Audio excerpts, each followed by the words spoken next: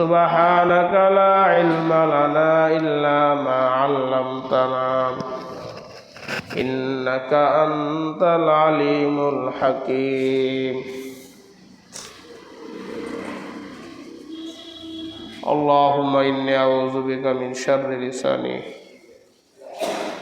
وشر سمعي وشر بصري وشر مني মহান রব্বুল আলামিনের দরবারে লাখ কোটি শুকরিয়া যে আল্লাহ পাক রব্বুল আলামিন আমাদেরকে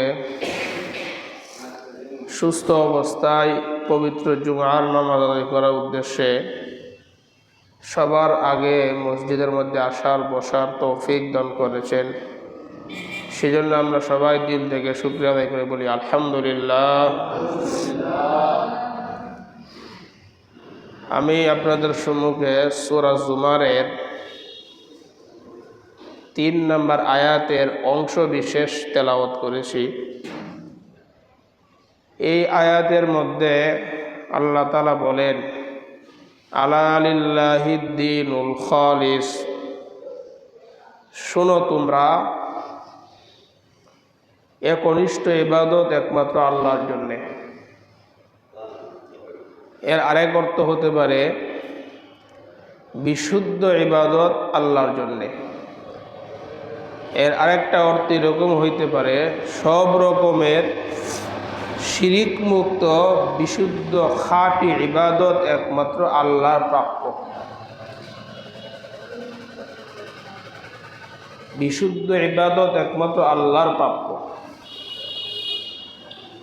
আল্লাহ তাআলা ওই ইবাদতটাই কবুল করেন যে ইবাদত আল্লাহর জন্য হয়।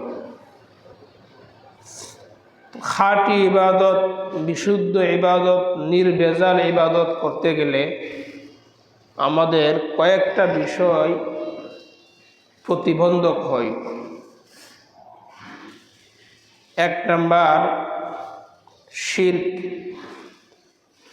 ২ নাম্বার কুফর, ৩ নাম্বার বিদআত, ৪ নাম্বার গাফলত। খাঁটি ইবাদতের প্রতিবন্ধক এই ৪টা বিষয়। শিরক, আল্লাহর সাথে অংশীদার সাব্যস্ত করা। কুফর, আল্লাহর কোনো বিধানকে অস্বীকার করা। বিদআত, শরীয়তের মধ্যে নতুন জিনিস আবিষ্কার করা। গাফলত, অলসতা। শিরকের ব্যাপারে আমরা অনেকগুলো কথা আজকে আমরা জানব। শিরক এটা মহাপাপ, মহা বড় অপরাধ। সর্বশেষ আমরা জানব এই শিরকের কাজগুলোকে সমর্থন করা। সবার আগে আমরা এখন জানবো যেটা, এটা হচ্ছে শিরকের সূচনা দুনিয়ার মধ্যে। মূর্তি পূজা, শিরক, এগুলো কিভাবে শুরু হয়েছে। পৃথিবীর ইতিহাসে ৫ জন আল্লাহর ওলি ছিলেন। সহিহ বুখারীর ৪৯২০ নম্বর হাদিস। আব্দুল্লাহ ইবনে আব্বাস রাদিয়াল্লাহু তাআলা আনহু, ওনার বর্ণনা। পৃথিবীর মধ্যে ৫ জন আল্লাহর ওলি ছিলেন। একজনের নাম ওয়াদ্দুন, আরেকজনের নাম সোয়া, আরেকজনের নাম ইয়াগুস, আরেকজনের নাম ইয়াউক, আরেকজনের নাম নাসরুন। এই ৫টা নাম আল্লাহর ওলিদের ছিল। কোরআনের মধ্যে এই নামগুলো মূর্তিদের নামে আল্লাহ তাআলা বর্ণনা করেছেন। এখন প্রশ্ন হয়, আল্লাহর ওলিদের নাম মূর্তিদের নাম কেমনে হইল? এই ৫ জন আল্লাহর ওলি ৫ এলাকার মধ্যে বসবাস করত। আল্লাহ ওলিদের দেখে দেখে মানুষ ইবাদতবন্দি করতো, মজা পাইত।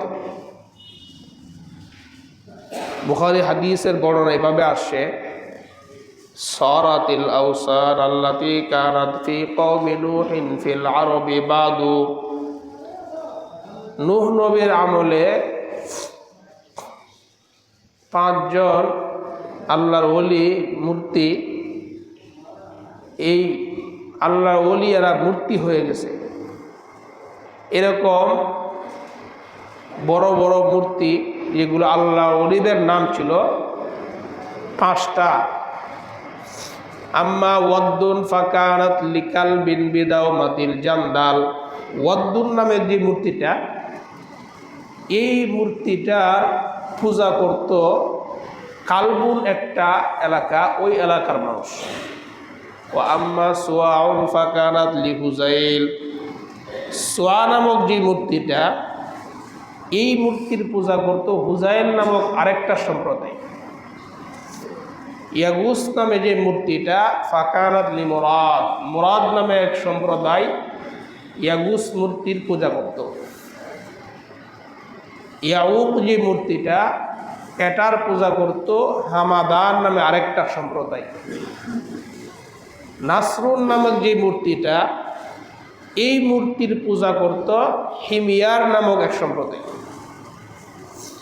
এখন এই 5 জন আল্লাহ ওলি, এখান থেকে মূর্তি কেমনে হলো? হাদিসের যে মূল বক্তব্য, আসমাউ রিজালিন মিন সালিহিনা, আসমাউ রিজালিন সালিহিনা মিন কওমি নূহ।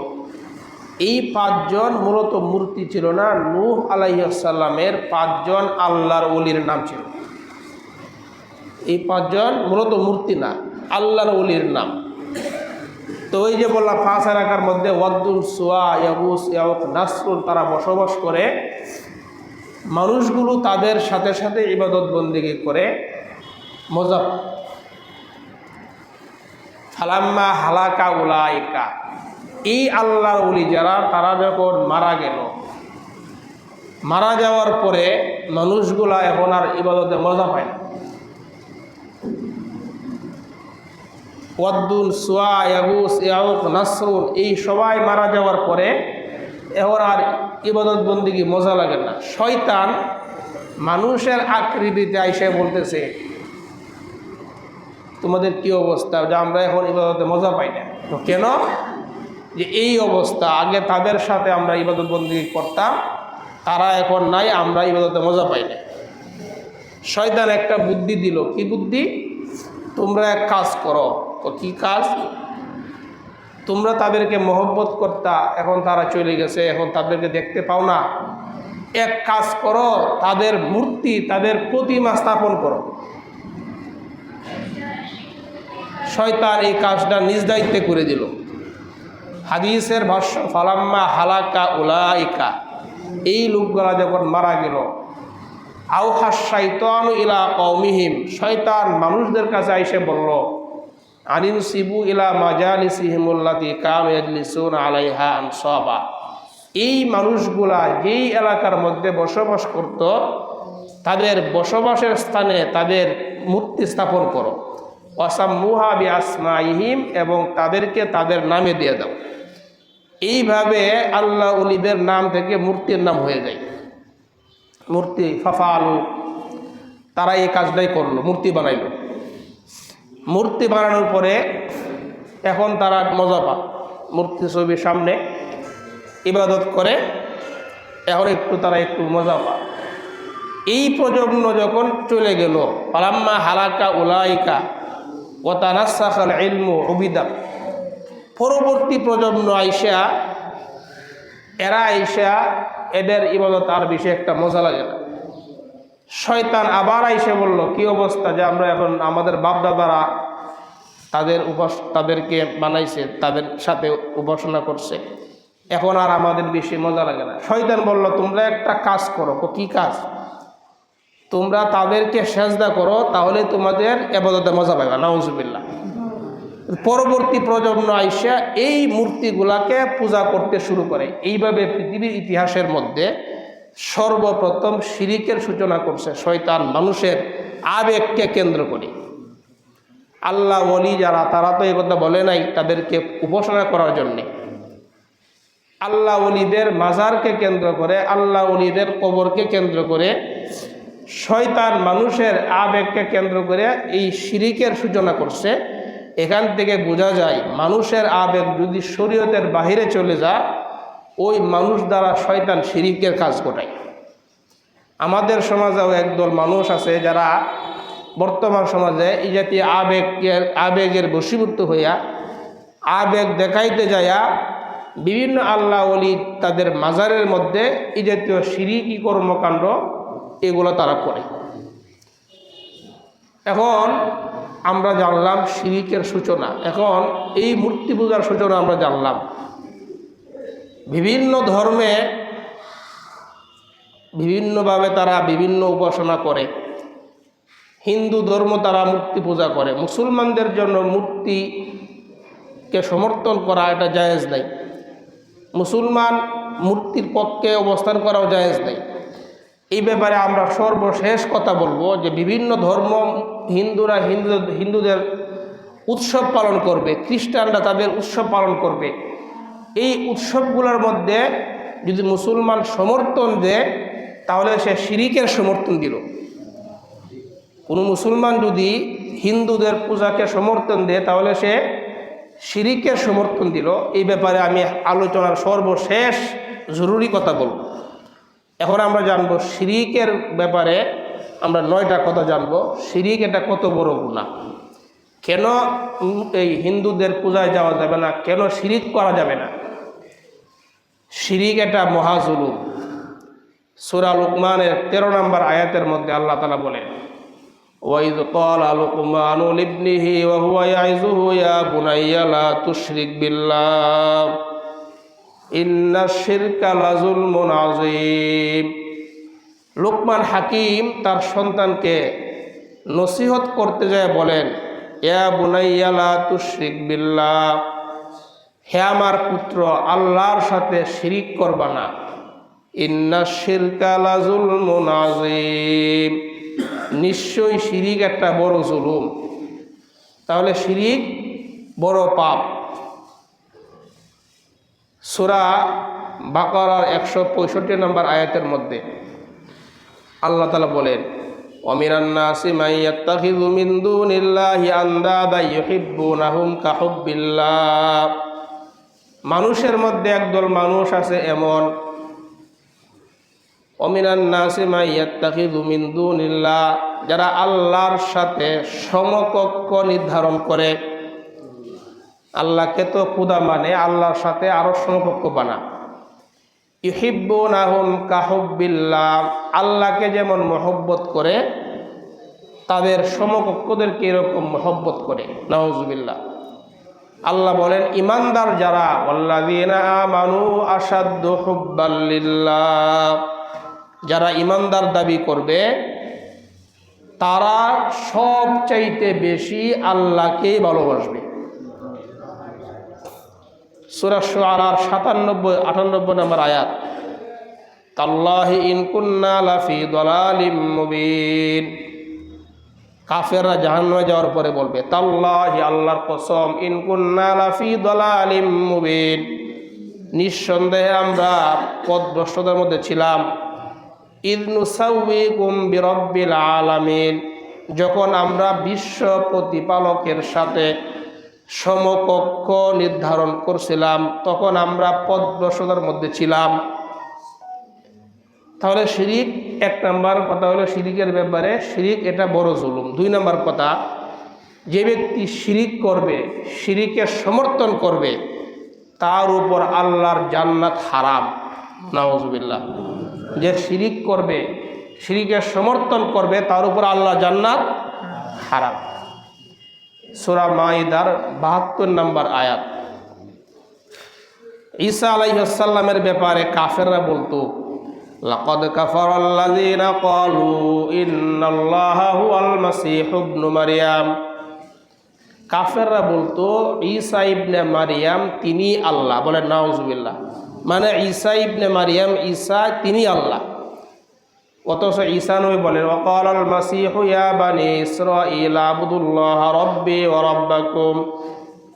ঈসা নবী বলেন, হে বনি ইসরাইল, উবুদুল্লাহ রাব্বি ওয়া রাব্বাকুম, আমি আল্লাহ না, তোমরা এমন রবের ইবাদত করো যিনি তোমাদের রব, আমারও রব। আমি রব নয়, আমারও রব, তোমাদের রব যিনি আল্লাহ, তোমরা তার ইবাদত করো। এরপরে আল্লাহ বলেন ইন্নাহু মাই ইউশরিক বিল্লাহ। শিরিক কত বড়, দেখেন কত বড় কথা। ইন্নাহু মাই ইউশরিক বিল্লাহ, আল্লাহর সাথে যে শিরিক করে, ফাকাদ হারামাল্লাহু আলাইহিল জান্নাহ, আল্লাহ তার উপর জান্নাতকে হারাম করে দিয়েছেন। তার উপর জান্নাত হারাম, তাহলে শিরিক করা যাবে? শিরিক করে জান্নাতে যাওয়া যাবে? ফাকাদ হারামাল্লাহু আলাইহিল জান্নাহ ওয়া মাওয়াহুন নার, তার ঠিকানা হলো জাহান্নাম। ওয়া মা লিয-যালিমিনা মিন আনসার, আল্লাহ বলেন জালেমদের কোনো সাহায্যকারী নাই। আল্লাহ তাআলা এখানে ওয়া মা লিয-যালিমিনা মিন আনসার, জালেমদের কোনো সাহায্যকারী নাই, জালেম শব্দ দ্বারা শিরিকের সমাপ্তি করলেন। এখান থেকে একটা ইঙ্গিত পাওয়া যায়, সূরা লুকমানের 13 নম্বর আয়াতে আল্লাহ বলছেন ইন্না শিরকা লাযুলমুন আযীম, শিরিক হইল বড় জুলুম। আর এখানে বলছেন জালেমদের কোনো সাহায্যকারী নাই, এর মানে হইল যারা শিরিক করবে তাদের কোনো সাহায্যকারী নেই। তাহলে যারা শিরিক করে এদের কোনো সাহায্যকারী নাই। এরপরে বলেন লাকাদ কাফারাল্লাযীনা ক্বালু ইন্নাল্লাহা সালিসু সালাসা, আরেক দল কাফের বলে আল্লাহ হলো 3 খুদার এক খুদা। নাউজুবিল্লাহ। এরা তৃতীয়বাদে বিশ্বাসী। এরা বলে আল্লাহ এক খুদা, মরিয়ম আরেক খুদা, ঈসা আরেক খুদা। 3 খুদার এক খুদা হলো আল্লাহ। নাউজুবিল্লাহ। وقال لقد كفر الذين قالوا إن الله ثالث ثلاثة وما من إله إلا إله واحد, আল্লাহ বলেন ইলাহ 3 জন নয়, ইলাহ হচ্ছেন একজন, তিনি আল্লাহ। লাইন লাম ইয়ানতাহু আম্মা ইয়াকুলুনা লা ইয়ামাসান্নাল্লাযীনা কাফারু মিনহুম আযাবুন আলীম, এরা যেই কথা বলে, এরা তৃতীয়বাদের কথা বলে, এরা যদি এই কথা থেকে বিরত না থাকে, লা ইয়ামাসান্নাল্লাযীনা কাফারু মিনহুম আযাবুন আলীম, কাফেরদেরকে যন্ত্রণাদায়ক শাস্তি আস্বাদন করবে। তাহলে 2 নম্বর কথা, শিরিক করলে জান্নাত হারাম। 3 নম্বর কথা আরো মারাত্মক, শিরিক করলে সব আমলনামা বরবাদ। নামাজ পড়েন, রোজা রাখেন, মসজিদে আসেন, মন্দিরেও যান, শিরিক যদি করেন, আল্লাহ না করুক, শিরিক করলে আমলনামা সব বরবাদ। আমাদের দেশের মধ্যে আজকে সকালে আমাদের একজন মহব্বতের ভাই কথা বলছে যে হুজুররা মন্দিরে যা, অত্যন্ত ভালো মানুষ, সরল মানুষ, দেখে হুজুররা মন্দিরে যা। এই ব্যাপারে আজকে লাস্টে কথা হবে। হুজুর 100টা হুজুর যদি মন্দিরে যা, হারামটা কি হালাল হবে? দুনিয়ার সব হুজুর যদি মন্দিরে যা, হারামটা কি হালাল হবে? 100টা ইসলামিক নাম লাগাইলে হারামটা কি হালাল হবে? দুনিয়া ভর্তি ইসলামিক নাম লাগাইলে হারামটা কি হালাল হবে?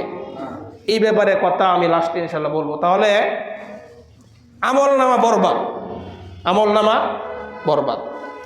সূরা জুমারের 65 নম্বর আয়াত আল্লাহ বলেন ওয়ালাকাদ উহিয়া ইলাইকা ওয়া ইলাল্লাযীনা মিন ক্বাবলিক, নবী আপনার কাছে ওহী প্রেরণ করা হয়েছে, আপনার পূর্বে ওহী প্রেরণ করা হয়েছিল। কোন ওহী? লাইন আশরাকতা লা ইয়াহবাতান্না আমালুক, নবী আপনি যদি শিরিক করেন, বলেন নবী কি শিরিক করবে? নবী শিরিক করবে। নবীর মাধ্যমে মূলত আল্লাহ আমাদেরকে বলতেছেন লাইন আশরাকতা, যদি আপনি শিরিক করেন, লা ইয়াহবাতান্না আমালুক, আপনার সমস্ত আমল বরবাদ। সারা জিন্দেগিতে 100টা হজ করছেন, তাহাজ্জুদ পড়েন, লেবাস টেবাস সব ঠিক আছে, শিরিক করছেন, আল্লাহ বলেন লা ইয়াহবাতান্না আমালুক, সব আমল বরবাদ। তাহলে শিরিক করা যাবে? এই হলো শিরিকের ব্যাপারে 3 নম্বর কথা। শিরিকের ব্যাপারে 4 নম্বর কথা, শিরিকের গুনাহ আল্লাহ তাআলা মাফ করবেন না। শিরিকের নিচে যত গুনাহ আল্লাহ তাআলা যাকে ইচ্ছা তাকে মাফ করে দিবেন। সূরা নিসার 48 এবং 116 নম্বর আয়াত। দুই আয়াতের মধ্যে সেম আয়াত আল্লাহ তাআলা বলেন, ইন্নাল্লাহা লা ইয়াগফিরু আইয়ুশরাকা বিহি, আল্লাহর সাথে যে শিরিক করে শিরিকের গুনাহ আল্লাহ মাফ করবেন না। ওয়ায়াগফিরু মা দুনা যালিকা লিমান ইয়াশা, শিরিকের নিচে যত গুনাহ আল্লাহ যাকে ইচ্ছা যাকে চান আল্লাহ মাফ করে দিবেন। তাহলে শিরিকের গুনাহ আল্লাহ মাফ করবেন না, এই জাতীয় কথা আমরা ভুলেও বলবো না। মুসলমানদের জন্য মূর্তি পূজাকে সমর্থন করা কোনোভাবেই জায়েজ নেই, এটা শিরিক। এটা আমাদের কষ্ট লাগার কথা যে এই মানুষগুলা শিরিক করতেছে। আল্লাহ তাদেরকে হেদায়েত দেও। আপনি শুভেচ্ছা জানাইবেন, দুর্গা পূজার শুভেচ্ছা, মুসলমানদের জন্য এটা জায়েজ নেই। তারা তাদের উৎসব করো, কোনো আপত্তি নাই, কিন্তু মুসলমান হিসাবে আপনি এটাকে প্রমোট করবেন, আরও উৎসাহ দিবেন, তাহলে আপনি তাকে সমর্থনই করলেন, শিরিককে সমর্থনই করলেন আপনি। 4 নম্বর কথা বললাম। 5 নম্বর কথা, শিরিক সবচেয়ে বড় গুনাহ। গুনাহ তো অনেক আছে, এর মধ্যে সবচেয়ে বড় গুনাহ হলো আল্লাহর সাথে শিরিক করা। বুখারী শরীফের 6861 নম্বর হাদিসের মধ্যে নবীজি সাল্লাল্লাহু আলাইহি ওয়াসাল্লামকে প্রশ্ন করল, ইয়া রাসূলুল্লাহ আইয়ু যামবি আকবারু ইনদাল্লাহ, ইয়া রাসূলুল্লাহ আল্লাহর কাছে সবচাইতে বড় পাপ কোনটা? পাপ তো অনেক, ইয়া রাসূলুল্লাহ আল্লাহর কাছে সবচাইতে বড় গুনাহ বড় অপরাধ কোনটা? নবীজি বললেন, আনতা দুআ লিল্লাহি নিদ্দান ওয়া হুয়া খালাকাক, তুমি আল্লাহর সাথে সমকক্ষ নির্ধারণ করা অথচ আল্লাহ তোমাকে সৃষ্টি করছেন, এটা সবচাইতে বড় গুনাহ। তাহলে আল্লাহর সাথে সমকক্ষ নির্ধারণ করা এটা সবচাইতে বড় পাপ। সুম্মা আইয়ুন ইয়া রাসূলুল্লাহ, এর পরে বড় পাপ কোনটা? নবীজি বললেন, আনতুজানি বিহালিলাতি জারিক, প্রতিবেশীর সাথে জিনা ব্যভিচার করা। সুম্মা আইয়ুন ইয়া রাসূলুল্লাহ, পরে কোনটা? নবীজি বললেন, আনতা কতুল আওয়ালাদাকা আইয়াতআমা মাক, তোমার সন্তান তোমার সাথে খাদ্য খাবে, খাবার খাবে, তোমার কি খাওয়াইবা এই আশঙ্কায় সন্তান হত্যা করা। মানে সন্তান তোমার সাথে খাবে, কি খাওয়াইবা না খাওয়াইবা, মানে রিজিকের অভাবে মানে খাওয়াইতে পারবা না, এই আশঙ্কা করিয়া সন্তান হত্যা করা, এটা বড় অপরাধ। তাহলে এর মধ্যে বড় অপরাধ হলো কোনটা? 1 নম্বরে আল্লাহর সাথে শিরিক করা, 2 নম্বরে অন্যায় হত্যা করা। এই হাদিসের সমর্থনে নবীজি একটা আয়াত তেলাওয়াত করছেন, ওয়াল্লাযীনা লা ইয়াদউনা মা'আল্লাহি ইলাহান আখার ওয়া লা ইয়াকতুলুনা আন-নাফসাল্লাতী হারামাল্লাহু ইল্লা বিল হাক্কি ওয়া লা ইয়াজনুন। রহমানের বান্দা কারা, আল্লাহর বান্দা কারা, তাদের গুনাহগুণ আল্লাহ বয়ান করে বলেন, রহমানের বান্দা হলো তারা যারা আল্লাহর সাথে শিরিক করে না, 2 নাম্বার যারা অন্যায় হত্যা করে না, 3 নাম্বার যারা জিনা ব্যভিচার করে না, তারা রহমানের বান্দা। অন্যদিকে বড় অপরাধীর মধ্যে সবচাইতে বড় অপরাধী হলো 1 নম্বরে যে আল্লাহর সাথে শিরিক করে, এরপরে যে অন্যায় হত্যা করে, যে জিনা ব্যভিচার করে। তাহলে শিরিক আমরা জানলাম, শিরিক বড় গুনাহ, শিরিক করা বড় গুনাহ। শিরিকের ব্যাপারে 6 নম্বর কথা, শিরিক প্রধান কবিরা গুনাহ। কবিরা গুনাহ তো অনেক আছে, এর মধ্যে প্রধান কবিরা গুনাহ আল্লাহর সাথে শিরিক করা। বুখারীর হাদিসের মধ্যে আসছে 2653 নম্বর হাদিসের মধ্যে নবীকে প্রশ্ন করা হলো, ইয়া রাসূলুল্লাহ সুইলা রাসূলুল্লাহ সাল্লাল্লাহু আলাইহি ওয়াসাল্লাম আনিল কাবায়ের, আল্লাহর নবীকে কবিরা গুনাহ সম্পর্কে জিজ্ঞাসা করা হলো। নবীজি বললেন, আল কাবাইরু আল ইশরাকু বিল্লাহ, কবিরা গুনার মধ্যে প্রধান কবিরা গুনাহ হলো আল্লাহর সাথে শিরিক করা। 2 নাম্বার ওয়াকুকুল ওয়ালিদাইন, পিতামাতার নাফরমানি করা। 3 নাম্বার ওয়াকাতলুন নাফসি, অন্যায় হত্যা করা। 4 নাম্বার ওয়াল ইয়ামিনুল গামুস, মিথ্যা কসম খাওয়া। 5 নাম্বার ওয়াশাহাদাতুজ জুর, মিথ্যা সাক্ষ্য দেওয়া। এই 5টা কবিরা গুনার মধ্যে প্রধান কবিরা গুনাহ আল্লাহর সাথে শিরিক করা। এটা হলো শিরিকের ব্যাপারে 6 নাম্বার কথা আমরা জানলাম, যে কবিরা গুনাহ তো অনেক, প্রধান কবিরা গুনাহ আল্লাহর সাথে শিরিক করা। শিরিকের ব্যাপারে 7 নাম্বার কথা আমরা জানব, যে আমাদেরকে জ্বালায়া দিলে পুরায়া দিলেও আমরা আল্লাহর সাথে শিরিক করব না। এটা আমরা ওয়াদা করি যে আমাদেরকে জ্বালায়া দিলে পুরায়া দিলেও আল্লাহর সাথে আমরা শিরিক করব না। মুআজ ইবনে জাবালের একটা হাদিস, বিখ্যাত হাদিস, আমরা অনেকে শুনছি হয়তো, মুসনাদ আহমদের 22,075 নম্বর হাদিস। এই হাদিসের মধ্যে রাসূল আকরাম সাল্লাল্লাহু আলাইহি সাল্লাম 10টা কথা বলছেন। এর মধ্যে 7টা, প্রথম 7টা হলো বড় বড় গুনাহ, পরের 3টা মোট হলো 10টা। এই 10টা আমরা সংক্ষেপে বলবো। মুআজ ইবনে জাবাল বলেন, আমাকে আল্লাহর হাবিব আওসানি রাসূলুল্লাহ সাল্লাল্লাহু আলাইহি ওয়াসাল্লাম বিআশারি কালিমাত, আল্লাহর হাবিব আমাকে 10টা ওসিয়ত করছেন। 1 নাম্বার, মুআজ লা তুশরিক বিল্লাহ ওয়া ইন কুতিলতা ওয়া হুরিতা, মুআজ তুমি আল্লাহর সাথে শিরিক করবা না, আল্লাহর সাথে অংশীদার সাব্যস্ত করবা না, যদিও তোমাকে হত্যা করা হয়, যদিও তোমাকে আগুনে নিক্ষেপ করা হয়। 1 নাম্বার, তোমাকে হত্যা করা হইলেও তুমি শিরিক করবা না, তোমাকে আগুনে নিক্ষেপ করা হইলে তুমি শিরিক করবা না। 2 নাম্বার, ওয়ালা তাউক্কান্না ওয়ালিদাইক ওয়া ইন আমারাকা আলা আন তাখরুজা মিন আহলিকা ওয়া মালিকা, মুআজ তোমার পিতামাতা যদি তোমাকে তোমার সম্পদ থেকে ত্যায্য করে, ঘর থেকে বের করে দে, এরপরেও তুমি তোমার পিতামাতার নাফরমানি করবা না। 3 নাম্বার, ওয়ালা তাতরুকান্না সলাতান মাকতুবাতান মুতাআম্মিদান, মুআজ ইচ্ছাকৃত 1 ওয়াক্ত নামাজও কাজা করবা না।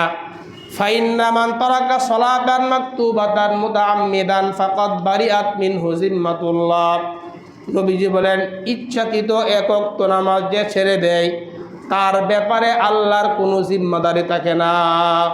নাউজুবিল্লাহ। 4 নাম্বার, ওয়ালা তাশরাবান্না খামরান ফাইন্নাহু রাসু কুল্লি ফাহিশা, মুআজ তুমি মদ পান করবা না, মদ সমস্ত গুনাহের মূল।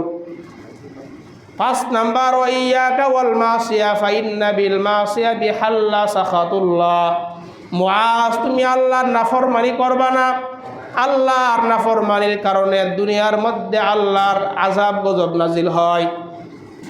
এটা 5 নাম্বার। 6 নাম্বার, ওয়া ইয়াকা ওয়াল ফিরার মিনাজ যাহাফি ওয়া ইন হালাকান নাস, যুদ্ধ যদি কখনো ফরজ হয় যুদ্ধের ময়দান থেকে পলায়ন করবা না, যদিও সমস্ত মানুষ মারা যায়।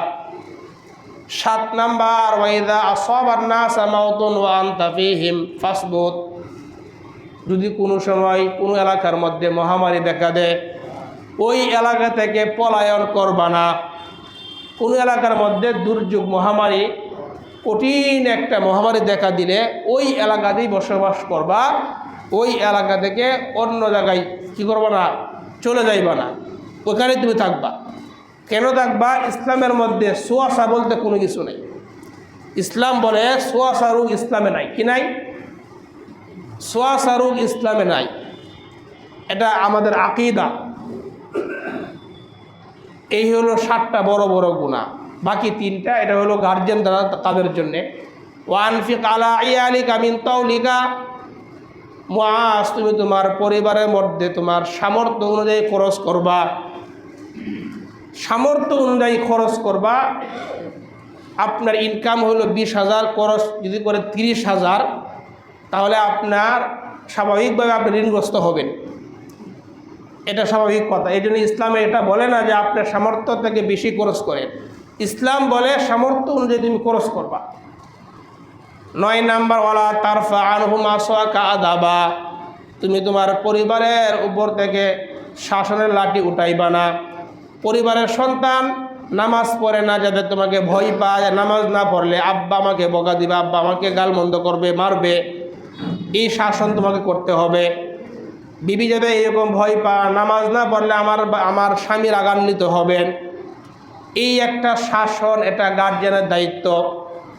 10 নম্বর ওয়াকিফহুম ফিল্লাহ, আল্লাহর ব্যাপারে তাদেরকে ভয় দেখাইবা যে আমাদের সামনে একটা জিন্দিগি আছে, 60-70 বছরের জিন্দিগি, এরপরে আরেকটা জিন্দিগি, যেই জিন্দিগি শুরু আছে শেষ নাই। কবর আছে, আমাদের সামনে হাসর আছে, ওইখানের সফলতা আসল সফলতা। এইভাবে মানুষকে আল্লাহর ব্যাপারে, পরিবারকে ভয় দেখাইবা। তাহলে আমাদের পরিবারকে আল্লাহর ব্যাপারে ভয় দেখানো, এর একটা উত্তম পন্থা হলো পরিবারের মধ্যে দৈনিক এক সময় তালিম চালু করা। একটা হাদিস পড়েন, দৈনিক 20 মিনিট একটা সময় নির্ধারণ করেন যে আমার পরিবারের মধ্যে ওই সময় 20 মিনিট সবাই এক রুমের মধ্যে এসে বসবে, এখানে হাদিস, এখান থেকে একটা কিতাব পড়ে শোনানো হবে। এইভাবে যদি আমাদের পরিবারগুলো ঠিক হয় তাহলে আস্তে আস্তে আমাদের সমাজ ঠিক হবে। তাহলে এই কাজটা আমরা করতে পারি, ঘরের মধ্যে তালিম চালু করা। কারণ মা বোনরা তারা মসজিদে আসে না, আমরা তো অনেকেই শুক্রবারে মসজিদে আসার কারণে কিছু কথাবার্তা শুনতে পারি। এই জন্য ঘরের মধ্যে দিন ঢুকানোর একটা বড় মাধ্যম তালিম চালু করা, ঘরে তালিম চালু করা। তাহলে আমরা এখান থেকে 7 নম্বর জানলাম, শিরিক করব না। জ্বালায় দিলে পুরায় দিলেও আমরা আল্লাহর সাথে শিরিক করব না। শিরিকের ব্যাপারে 8 নম্বর কথা, শিরিক অমার্জনীয় অপরাধ, মানে শিরিকের গুনাহ আল্লাহ মাফ করবেন না। শিরিকের নিচে যত গুনাই হোক, আসমান বরাবর গুনাহ, জমিন বরাবর গুনাহও আল্লাহ মাফ করে দেবেন, সুবহানাল্লাহ। তিরমিজি শরীফের 3540 নম্বর হাদিস, ক্বালা রাসূলুল্লাহ সাল্লাল্লাহু আলাইহি ওয়াসাল্লাম, ক্বালা আল্লাহু আযজা ওয়া জাল। এটা হলো হাদিসে কুদসি, মানে আল্লাহর পক্ষ থেকে। হাদিসের মধ্যে যখন নবী আল্লাহর পক্ষ থেকে কোনো কথা বলে, এটাকে হাদিসে কুদসি বলা হয়। আল্লাহ তাআলা ডাক দিয়ে বলতেছেন, ইবনা আদম, হে আদম সন্তান, ইন্নাকা মা দাউতানি ওয়া রাজাউতানি গফারতু লাকা আলা মা কানা ফিকা ওয়ালা উবালি। হে আদম সন্তান, তুমি আমাকে যে আশা এবং আকাঙ্ক্ষা নিয়ে আমাকে ডাকো, আমি তোমার আশা আকাঙ্ক্ষা মিলাই, আমি তোমার আশা আকাঙ্ক্ষা অনুযায়ী আমি তোমাকে মাফ করে দেই। এই মাফ করতে যাই আমি কারো পরোয়া করি না। তাহলে আমরা আল্লাহকে যে আশা নিয়ে ডাকি, আল্লাহ তাআলা সেই রকম মুআমালা আমাদের সাথে করেন। পরে আবার আল্লাহ বলতেছেন, ইবনা আদম লাউ বালাগাত যুনুবুকা আনানাস সামা সুম্মা আস্তাগফারতানি গফারতু লাকা ওয়ালা উবালি। হে আদম সন্তান, তোমার গুনাহ যদি আকাশ পরিমাণ হয়, এত পরিমাণ গুনাহ যদি তুমি করো, আসমানের চূড়ায় তোমার গুনাহ পৌঁছে যা, এত পরিমাণ গুনাহ করে যদি আমি আল্লাহর কাছে মাফ চাও, গফারতু লাকা ওয়ালা উবালি, আসমান পরিমাণ গুনাহ মাফ করতে আমি আল্লাহ কারো পরোয়া করি না। এরপর আল্লাহ বলেন, ইবনা আদম ইন্নাকা লাউ আতাইতানি বিকুরাবিল আরদি খাতায়া সুম্মা লাকিতানি লা তুশরিক বি শাইআ লা আতাইতুকা বিকুরাবিহা মাগফিরা। হে আদম সন্তান, তোমার গুনাহ যদি জমিনের বালু পরিমাণ হয়, এরপর তুমি যদি আমার সাথে এমন অবস্থায় সাক্ষাৎ করো তুমি আমার সাথে শিরিক করো নাই, তাহলে তুমি যদি শিরিক না করো, তোমার গুনাহ জমিনের বালু পরিমাণ, আমি জমিনের বালু পরিমাণ ক্ষমা নিয়ে তোমার কাছে উপস্থিত হয়ে যাই। তাহলে আসমান পরিমাণ গুনাহ, জমিন পরিমাণ গুনাহ আল্লাহ মাফ করবেন। শর্ত কি? শিরিক করা যাবে না। তাহলে শিরিক করা যাবে 7 নম্বর কথা। 8 নম্বর কথা শিরিকের ব্যাপারে, প্রতি সোমবার, প্রতি বৃহস্পতিবার আল্লাহ তাআলার কাছে আমাদের আমল নামা পেশ করা হয়। আমাদের আমলগুলো আল্লাহর কাছে পেশ করা হয়। আল্লাহ তাআলা সমস্ত মানুষকে মাফ করেন, 2 ব্যক্তিকে আল্লাহ মাফ করেন না। এর মধ্যে 1 নাম্বার যে শিরিক করে, 2 নাম্বার মুসলমান ঝগড়াঝাটি হওয়া, এটা স্বাভাবিক ব্যাপার। কিন্তু 2 মুসলমান ঝগড়া হওয়ার পরে যদি পরস্পরে মীমাংসা না করে, তাহলে এই 2 মুসলমানকেও সোমবার বৃহস্পতিবারেও মাফ করা হয় না। ক্বালা রাসূলুল্লাহ সাল্লাল্লাহু আলাইহি ওয়াসাল্লাম, নবীজি বলেন, তুরাদুল আমালু ফি ইয়াউমিল ইসনাইনি ওয়াল খামিস। প্রতি সোমবার বৃহস্পতিবার আমল নামা আল্লাহর কাছে পেশ করা হয়। ফায়াগফিরুল্লাহু লিকুল্লি ইমরিইন লা ইশরিকু বিল্লাহি শাইআ। যে ব্যক্তি আল্লাহর সাথে শিরিক করে না এমন ব্যক্তি ছাড়া সমস্ত মানুষকে আল্লাহ মাফ করে। ইল্লা কানাত বাইনাহু ওয়া বাইনা আখিহি শাহনা, আরেক ব্যক্তিকে আল্লাহ মাফ করে না যার মধ্যে এবং তার ভাইয়ের মধ্যে বিদ্বেষ, হিংসা বিদ্বেষ, পরস্পরে কথাবার্তা বলে না, বছরের পর বছর যায় পরস্পরে কথা বলে না, তাদেরকেও আল্লাহ তাআলা মাফ করে না। তাদেরকে বলা হবে ফায়ুকাল ইরকু হাযাইনা হাত্তা ইয়াসতালিহা, ইরকু হাযাইনা হাত্তা ইয়াসতালিহা। এই দুই ব্যক্তিকে বলা হবে তাদেরকে সুযোগ দাও যাদের দ্বারা পরস্পরে মীমাংসা করে নেয়। যদি তারা পরস্পরে মীমাংসা করে, আপোষ করে, তাদেরকেও আল্লাহ তাআলা মাফ করে দেন।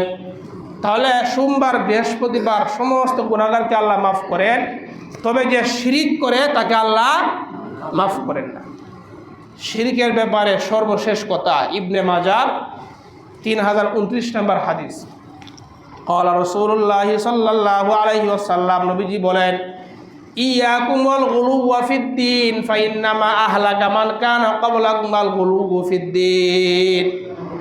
তোমরা ধর্মের ব্যাপারে বাড়াবাড়ি করা থেকে বিরত থাকবা, ধর্মের ব্যাপারে শিরিক নিয়ে বাড়াবাড়ি করা থেকে তোমরা বেঁচে থাকবা। কেননা ফাইন্নামা আহলাকা মান কানা ক্বাবলাকুম আল গুলুউ ফিদ্দীন, নবীজি বলেন তোমাদের পূর্ববর্তী উম্মতরা ধর্মের ব্যাপারে শিরিক করার কারণে, বাড়াবাড়ি করার কারণে অতীতের উম্মতকে আল্লাহ তাআলা ধ্বংস করে দিয়েছে। এই জন্য আরেক হাদিসের মধ্যে নবীজি বলেন আলা হালাকাল মুতানাত্তিউন, আলা হালাকাল মুতানাত্তিউন, ধর্মের ব্যাপারে যারা বাড়াবাড়ি করে তারা ধ্বংস হোক, যারা ধর্ম নিয়ে বাড়াবাড়ি করে তারা ধ্বংস হোক। এই জন্য বলছিলাম, শুরুতে বলছিলাম খাঁটি ইবাদত করব আমরা। প্রতিবন্ধক কয়টা বিষয়? 4টা বিষয়। 1 নম্বরে শিরিক, 1 নম্বর কি? শিরিক।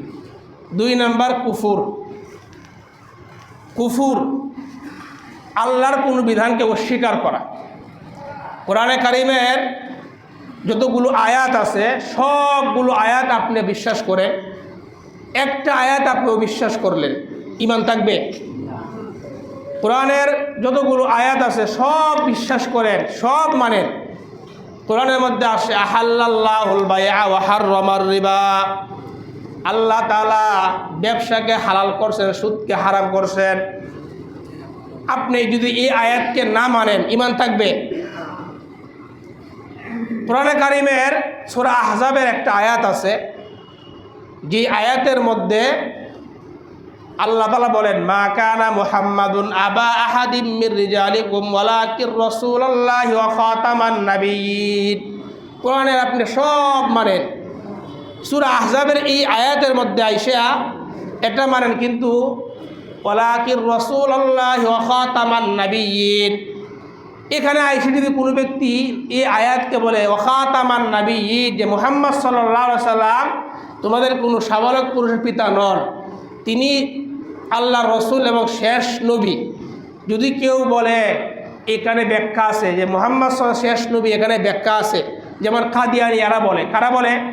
কাদিয়ানি যারা, এরা বলে এখানে ব্যাখ্যা আছে। এরা বলে যে মির্জা গোলাম আহমদ কাদিয়ানি উনি হলেন শেষ নবী, নাউজুবিল্লাহ।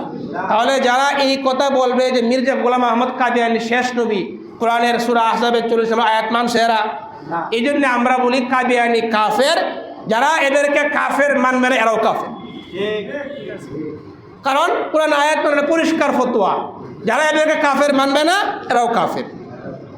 তাহলে 2 নম্বর কুফরি করা, আল্লাহর কোনো বিধানকে অস্বীকার করা। তাহলে শিরিক বড় গুনাহ।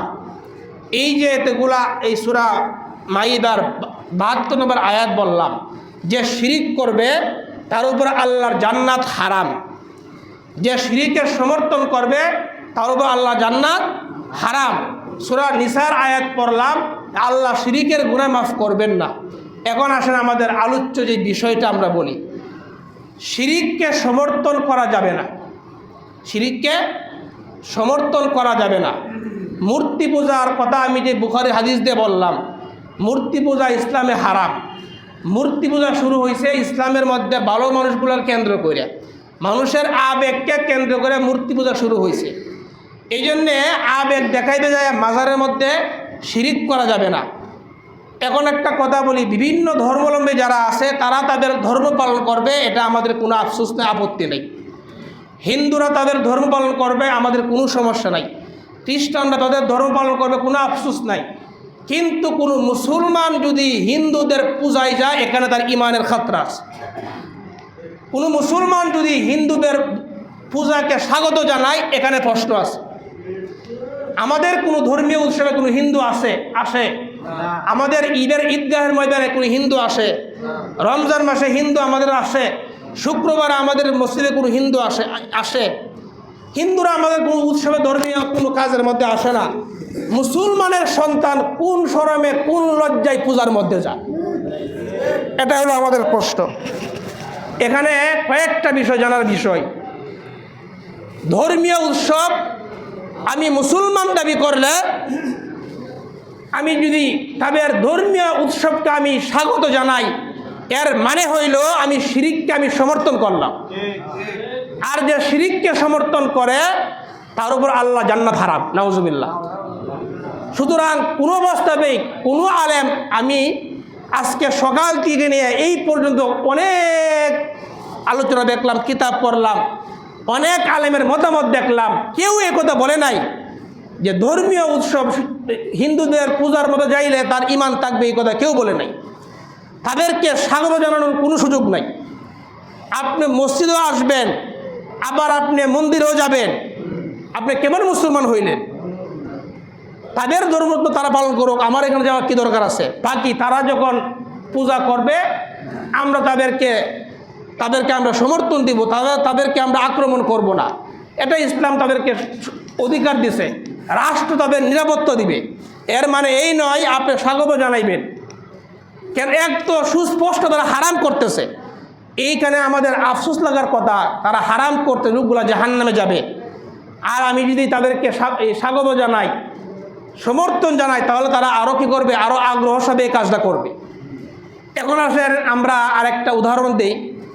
অনেক মুসলমান বলে, অনেক ভাই বলে, যেমন আজকে এক ভাই আমাকে বলছে, হুজুর অনেক হুজুররা গেছে, অনেক হুজুররাও এখানে যাইতেছে, যায় কী করতেছে? তাদের অনুষ্ঠানকে স্বাগত জানাইতেছে। বলেন হুজুর কি কোনো দলিল? কোনো হুজুর দলিল? কোনো ইসলামিক নাম দলিল? 100টা ইসলামিক নাম লাগায় কেউ যদি মদ পান করে, মদ পান হালাল হয়ে যাবে? 100টা হুজুর টুপিদারি লাগায় যদি জিনা করে হালাল হয়ে যাবে? লক্ষ লক্ষ কোটি কোটি আলেম যদি জিনা করে হালাল হয়ে যাবে? সুতরাং কোনো হুজুর দলিল না, কোনো দল দলিল না। 100টা আগে পিছিয়ে 100টা ইসলামিক নাম, দুর্গা পূজায় গেছে, এটা হালাল হয়ে গেছে। আচ্ছা বলেন, আমরা এখানে আরেকটা বিষয় বলি। আমরা দোকানে গেলে আমরা যখন কী করি? কাপড় চোপড় কিনি না আমরা? অনেক সময় একটা কাপড় কিনি, এই কাপড়টা হয়তো আমি 1-2 বছর পরবো। যারা এখানে ব্যবসায়ী ভাই আছেন, দেখবেন কাপড়ের মধ্যে একটু সুতাটা বের হয়ে রয়েছে, কাস্টমার এটা নিবে। কাপড় কিন্তু সেম কাপড়, সুতাটা একটু বের হয়ে রয়েছে, একটু ছিদ্র, এই কাপড়টা কেউ নিতে চায়? কেন নেয় না? যে এটা ত্রুটিযুক্ত, এটার মধ্যে কী আছে? সেরা ত্রুটি। অথচ এই কাপড়টা আমি পরবো কয়দিন? 1-2 বছর পরে বড় কাপড় পুরানো হয়ে যাবে। দোকানে আপনি আপেল কিনতে গেছেন, একই আপেল, একটা আপেল একটু পোকা খাইছে, একটু ছিদ্র, আপেল আপনি কিনবেন? তাহলে দুনিয়ার ব্যাপারে আমরা যদি এত সতর্ক হই, কাপড় কিনতে গেলে যদি ছেঁড়া কাপড়টা না কিনি, আপেল কিনতে গেলে যদি একটু সামান্য একটু সমস্যা, এই আপেলটা না কিনি, আমার ইমানের ব্যাপারে আমি এমন হুজুরকে কেন মানবো যে মন্দিরে যায়, যে শিরিক করে? যে ব্যক্তি যার ইমান ঠিক নাই, যে কোরআন সুন্নাহ বিরোধী কাজ করে, তাকে আমি কেন মানবো? পরিষ্কার বক্তব্য এখানে। সবাই আপেল, আপনি মনে করেন আপনি দুনিয়াবি কাজ করবেন, দুনিয়াবি সব কিনতেছেন, খুব যাচাই বাছাই করেন। ধর্মীয় ব্যাপারে এমন হুজুরকে মানবেন যে শিরিকও করে, মসজিদেও আসে, আপনি কেন মানবেন? এটা আপনার কমজোরি। উলামায়ে কেরামের মধ্যে এমন অনেক আছে যারা এরকম শিরিকের মধ্যে নাই, যারা পূজাও যাবে না, যারা পূজাকে সমর্থন করবে না, তাদেরকে আপনি মানবেন। পরিষ্কার কথা। নবীজি আমাদের কাছে রাখছেন কোরআন এবং সুন্নাহ। কি রেখে গেছেন? কোরআন সুন্নাহ। কোনো ব্যক্তি, কোনো দল আমাদের মানদণ্ড না। পরিষ্কার কথা। হাজার হাজার আলেম পথভ্রষ্ট হইতে পারে, হাজার হাজার দল গুমরা হইতে পারে, কিন্তু আল্লাহ তাআলা কোরআন এবং হাদিস আমাদেরকে দিয়েছেন কোরআন হাদিস আমরা যদি আঁকড়ে ধরি আমরা পথভ্রষ্ট হইব না। সুতরাং আমাদের এই বিষয়টা আমরা মানে বুঝাইতে পারি না। অনেক ভাই প্রশ্ন করে হুজুর রাজা, হুজুর রাজা। আরে ভাই, হুজুর তো দলিল না, দলিল তো হলো কোরআন এবং হাদিস। আপনি কোনটা মানবেন? কোরআন হাদিস মানবেন। তাহলে 2 নাম্বার বললাম, যারা কুফুরি করবে তারা খাঁটি ইবাদত করতে পারবে না। 3 নাম্বার কথা, আমাদের খাঁটি ইবাদতের 3 নাম্বার প্রতিবন্ধক হইল বেদাত করা। ইসলামের মধ্যে যা নাই তা যদি কেউ আবিষ্কার করে এটাকে হল বেদাত। এটা কি? এটা বেদাত, এটা আমরা করব না। সর্বশেষ কথা, গাফলত, অলসতা। অলসতা কি? যে ভাই নামাজে কেন আসেন না? হুজুর আহারে অলসতা।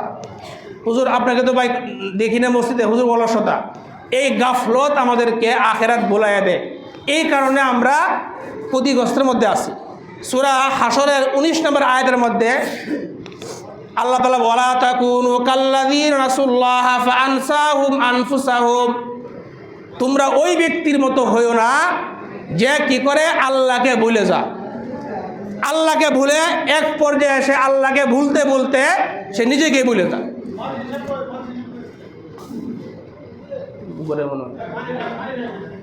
তাহলে